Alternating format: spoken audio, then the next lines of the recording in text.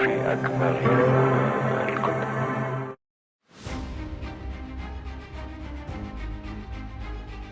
అశ్విని ఉపాధ్యాయ్ గారు రీసెంట్ గా India TV ఛానల్లో ఇంటర్వ్యూ ఇచ్చారు. ఆ వివరాలు మనం ఈ వీడియోలో చూద్దాం. Ashwini Upadhyay is a politician and lawyer at the supreme court of India.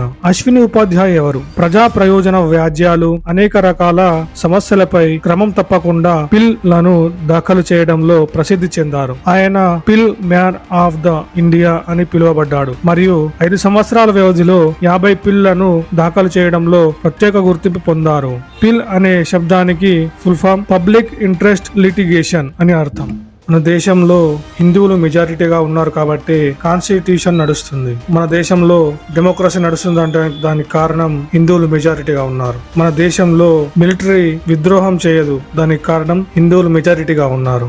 Some international perspectives you may know. 1876 లో ఆఫ్ఘనిస్తాన్ ఇండియా నుండి విడిపోయింది. విడిపోయిన తర్వాత ఆఫ్ఘనిస్తాన్ లో ఉన్న హిందువులు, జైన్లు, బౌద్ధులు, సిక్కులు, బ్రాహ్మణులు, క్షత్రియులు అందరూ అక్కడ నుంచి వెళ్లిపోయారు. 1947 లో ఇండియా నుండి పాకిస్తాన్ విడిపోయింది. విడిపోయిన తర్వాత హిందువులు, బుద్ధులు, క్షత్రియులు, సిక్కులు, జైన్లు, బ్రాహ్మణులు, క్షత్రియులు అందరూ అక్కడ నుంచి ఇండియా యొక్క వచ్చారు లేదా వాళ్ళ జెనోసైడ్ అయిపోయింది. ఇండియా యొక్క ఒక పార్ట్ మాల్దీవ్స్, అక్కడ చోళుల రాజ్యం ఉండే, అక్కడ నుండి కూడా హిందువులు వెళ్లిపోయారు. 1971 లో బంగ్లాదేశ్ ఇండియా నుండి విడిపోయింది. విడిపోయిన తర్వాత ఇప్పటిలాగే ఇప్పుడు ఏ విధంగానైతే బంగ్లాదేశ్ లో 7% వరకు హిందువులు ఉన్నారు. 1-2-3 సంవత్సరాల పట్ల అది అయితే వాళ్ళు కన్వర్ట్ కావచ్చు లేదా వాళ్ళ జెనోసైడ్ కూడా అయిపోతుంది. మిగిలిన 5 దేశాలు అంటే 1 ఇండియా, 2 నేపాల్, 3 మయన్మార్, 4 శ్రీలంక, 5 భూటాన్. ఈ 5 దేశాలలో డెమోగ్రాఫిక్ చేంజెస్ జరుగుతున్నాయి. డెమోగ్రాఫిక్ అంటే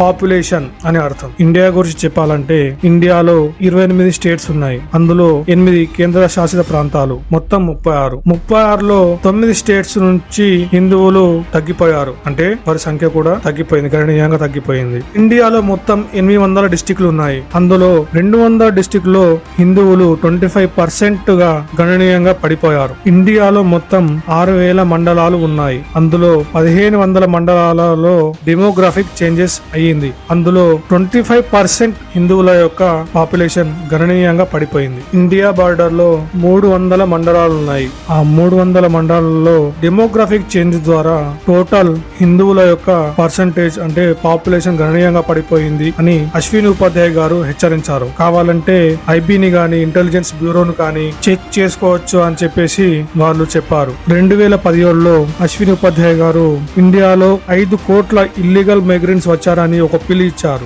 డెమోగ్రఫీ చేంజ్ ఎలా చేస్తారో దాని గురించి తెలుసుకుందాం. ఒక దేశం యొక్క డెమోగ్రఫీని ఏ విధంగా చేంజ్ చేస్తారో మనం చూద్దాం. ఒక దేశం యొక్క డెమోగ్రఫీని 1 ఇల్లీగల్ మైగ్రెంట్స్ ద్వారా, 2 కన్వర్జన్ ద్వారా, 3 పాపులేషన్ జిహాద్ ద్వారా, 4 డ్రగ్స్ ద్వారా. ఏదైనా దేశాన్ని నాశనం చేయాలంటే ఆ దేశం యొక్క యూత్ ని డ్రగ్స్ లో నూకేయడం వల్ల ఇది ఒక పెద్ద ప్లాన్. ఇది ప్లాన్ వైజ్ నడుస్తుంది.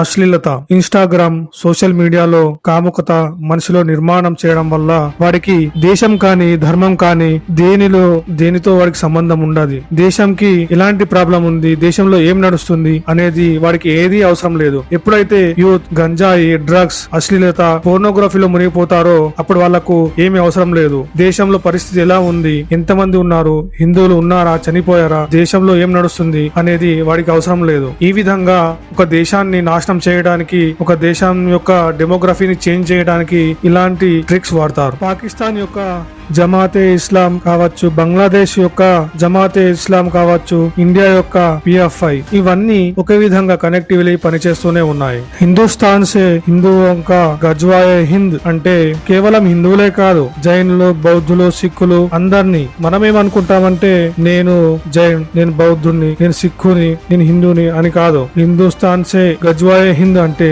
ప్రతి ఒక్కరిని అని అర్థం. వాళ్ళు సక్సెస్ఫుల్లీ ఇండియా యొక్క భూభాగాలైన ఆఫ్ఘనిస్తాన్, ఆఫ్ఘనిస్తాన్, పాకిస్తాన్, మాల్దీవ్స్, బంగ్లాదేశ్ లాంటి కంట్రీస్ ని వాళ్ళ యొక్క ఆధీనంలోకి తీసుకున్నారు. మన పూర్వీకులు ఎప్పుడు అనుకోలేరు పాకిస్తాన్ వదిలి వెళ్లాల్సి వస్తుందని. అలా వదిలి వెళ్లాల్సి వచ్చిన వారిలో అద్వానీ గారు కానీ, గుల్జార్ గారు కానీ, మిల్కా సింగ్ లాంటి ప్రముఖులు వాళ్ళ ఇల్లు వదిలి పారిపోయి రావాల్సి వచ్చింది. ఒక్క 7 రోజులు 10 రోజుల ముందు కూడా అనుకోలేదు బంగ్లాదేశ్ హిందూస్ వాళ్ళ వ్యాపారాలు ధ్వంసం అవుతాయని, వాళ్ళ ఆడవాళ్ళని రేప్ చేస్తారని, అత్యాచారం చేస్తారని కూడా అనుకోలేదు. వాళ్ళు కూడా వాళ్ళ ఇంటిని వదిలిపెట్టి పారిపోవాల్సిన పరిస్థితి ఇప్పుడు వచ్చింది. బార్డర్ లో జరిగే యుద్ధాన్ని మన సైనికులు అడ్డుకుంటారు, కానీ బార్డర్ లోపల ఉండే శత్రువులతో యుద్ధం చేయడం మనవంతే అని అశ్విని ఉపాధ్యాయ్ గారు అన్నారు.